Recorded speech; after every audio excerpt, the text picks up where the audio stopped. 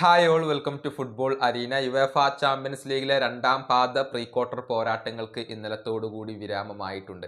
Madrid derby ഇന്നലെയായിരുന്നു നടന്നിരുന്നത്. നമുക്കറിയാം, ആദ്യ പാദ മത്സരത്തിൽ 1-നെതിരെ 2 ഗോളുകൾക്ക് വിജയിക്കാൻ റയൽ മാഡ്രിഡിന് കഴിഞ്ഞിരുന്നു. എന്നാൽ ഇന്നലെ നടന്ന രണ്ടാം പാദ മത്സരത്തിൽ ഇപ്പോൾ അത്ലറ്റിക്കോയുടെ വെല്ലുവിളി അതിജീവിച്ചുകൊണ്ട് മുന്നേറാൻ റയലിന് കഴിഞ്ഞിട്ടുണ്ട്. പെനാൽറ്റി ഷൂട്ടൌട്ടിലാണ് ഈ ഒരു വിജയം റയൽ മാഡ്രിഡ് സ്വന്തമാക്കിയിട്ടുള്ളത്.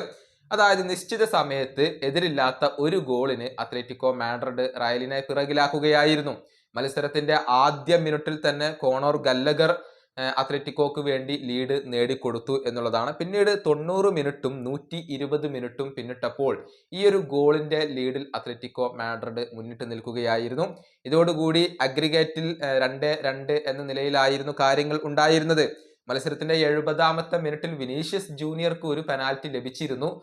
റയലിന് അനുകൂലമായി ലഭിച്ച ആ ഒരു പെനാൽറ്റി വിനീഷ്യസ് ജൂനിയർ പുറത്തേക്കടിച്ച് പാഴാക്കുന്ന ഒരു കാഴ്ചയാണ് നമുക്ക് കാണാൻ കഴിഞ്ഞിട്ടുള്ളത്. വിനി അത് ഗോളാക്കി മാറ്റിയിരുന്നുവെങ്കിൽ നിശ്ചിത സമയത്ത് തന്നെ മുന്നേറാൻ റയലിന് സാധിക്കുകയായിരുന്നു.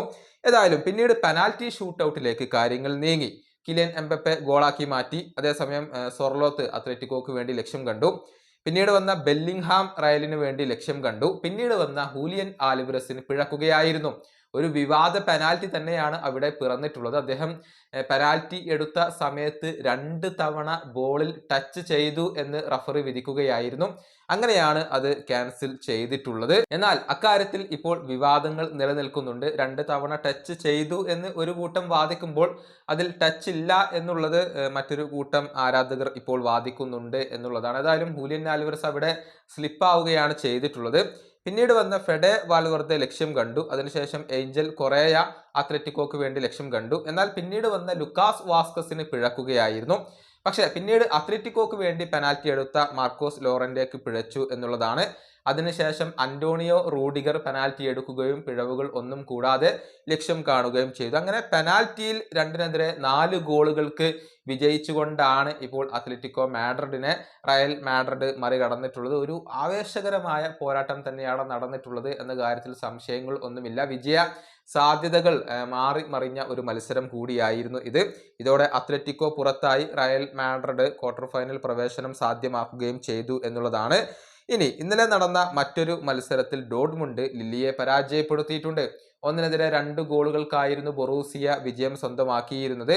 ഇതോടെ അഗ്രിഗേറ്റിൽ ലില്ലിയെ മറികടക്കാൻ ഇപ്പോൾ ഡോർട്ട്മുണ്ടിന് കഴിഞ്ഞിട്ടുണ്ട്. 2-നെതിരെ 3 ഗോളുകൾക്ക് വിജയിച്ചുകൊണ്ടാണ് ഡോർട്ട്മുണ്ട് ഇപ്പോൾ ഈ ഒരു ക്വാർട്ടർ ഫൈനൽ പ്രവേശനം സാധ്യമാക്കിയിട്ടുള്ളത്.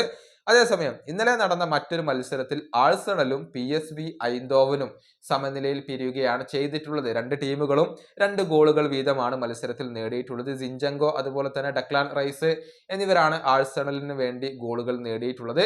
എന്നാൽ ആദ്യപാദത്തിൽ ഒരു വലിയ വിജയം ആഴ്സണൽ സ്വന്തമാക്കിയിരുന്നു. അഗ്രിഗേറ്റിൽ 3-നെതിരെ 9 ഗോളുകൾക്ക് വിജയിച്ചുകൊണ്ടാണ് ആഴ്സണൽ ഇപ്പോൾ ക്വാർട്ടർ ഫൈനൽ പ്രവേശനം സാധ്യമാക്കിയിട്ടുള്ളത്. അതേസമയം ഇന്നലെ നടന്ന മറ്റൊരു മത്സരത്തിൽ ആസ്റ്റൺ വില്ല ക്ലബ്ബ് ബ്രൂഗയെ പരാജയപ്പെടുത്തിയിട്ടുണ്ട്. എതിരില്ലാത്ത 3 ഗോളുകൾക്കാണ് വില്ല വിജയിച്ചിട്ടുള്ളത്. അസൻസിയോ അവർക്ക് വേണ്ടി ഇരട്ട ഗോളുകൾ നേടിയിട്ടുണ്ട്. ഇതോടെ അഗ്രിഗേറ്റിൽ ഒരു മികച്ച വിജയമാണ് ആസ്റ്റൺ വില്ല സ്വന്തമാക്കിയിട്ടുള്ളത്. 1-നെതിരെ 6 ഗോളുകൾക്ക് ബ്രൂഗയെ പരാജയപ്പെടുത്തിക്കൊണ്ട് ക്വാർട്ടർ ഫൈനൽ പ്രവേശനം സാധ്യമാക്കാൻ ഇപ്പോൾ ആസ്റ്റൺ വില്ലക്ക് കഴിഞ്ഞിട്ടുണ്ട് എന്നുള്ളതാണ്. ഇതോടുകൂടി യുവേഫ ചാമ്പ്യൻസ് ലീഗിന്റെ ക്വാർട്ടർ ഫൈനൽ ഫിക്സ്ചർ ഇപ്പോൾ പൂർത്തിയായിട്ടുണ്ട്. ലൈനപ്പ് ഇപ്പോൾ പൂർത്തിയായിട്ടുണ്ട്. റയൽ മാഡ്രിഡിന്റെ എതിരാളികൾ മറ്റാരുമല്ല, ആഴ്സണലാണ്. ഒരു കടുത്ത പോരാട്ടം തന്നെ നമുക്ക് കാണാൻ കഴിയും. അതുപോലെ തന്നെ PSG-യും ആസ്റ്റൺ വില്ലയും തമ്മിലാണ് ഏറ്റുമുട്ടുക. ആസ്റ്റൺ വില്ലയെ സംബന്ധിച്ചിടത്തോളം കാര്യങ്ങൾ ഒട്ടും എളുപ്പമാവില്ല. PSG തകർപ്പൻ ഫോമിലാണ് കളിച്ചുകൊണ്ടിരിക്കുന്നത്. ഇനി ഇന്റർ മിലാന്റെ എതിരാളികളായി കൊണ്ടുവരുന്നത് FC ബയേൺ ആണ്. അവിടെയും മികച്ച ഒരു മത്സരം നമുക്ക് കാണാൻ കഴിയും.